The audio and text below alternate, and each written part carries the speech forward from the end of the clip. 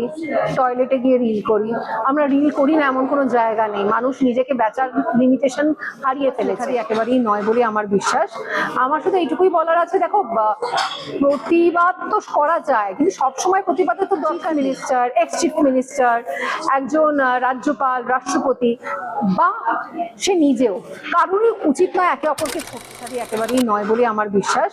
আমার শুধু এইটুকুই বলার আছে, দেখো প্রতিবাদ তো করা যায়, কিন্তু সবসময় প্রতিবাদের তো দরকার নেই, তাই না?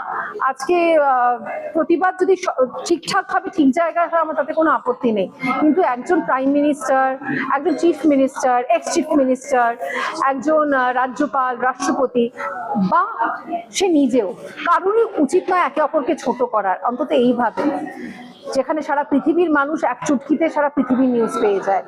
এবং নরেন্দ্র মোদী এতে কোনো ক্ষতি হয়নি, যা ক্ষতি হওয়ার তো রেখা দিদি হলো, সবাই ওকে নিয়ে ট্রোল করছে। ট্রোল করলেও যে কিছু আসে যায় এমনটাও নয়, তবে হ্যাঁ যেটাও করেছে সেটা একেবারেই শিক্ষার প্রতিফলন নয় বলে আমার মনে হয়। সিজেপির প্রোটেস্ট নিয়ে কিন্তু শহর জুড়ে, দেশ জুড়ে আন্দোলন, এবং সেখান থেকে দেখা যাচ্ছে যে স্টুডেন্টসের উপর লাঠিছে বা স্টুডেন্টসরাও পাল্টা মেরেছে, তো বিভিন্ন ধরনের ওখানেও রিল বানাচ্ছে লোকেরা।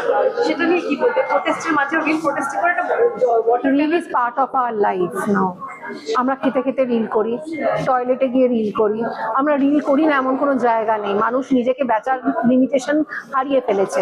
কোনো এমন জিনিস নেই যেটা একেবারে সংগঠিতভাবে রিল ছাড়া হতে পারে। তাই রিল থাকবেই, রিল আছে বলেই আমরা সব নিউজ এত সহজে পাচ্ছি। তাই পজিটিভ এবং নেগেটিভ পয়েন্ট দুটোই সঙ্গে রয়েছে।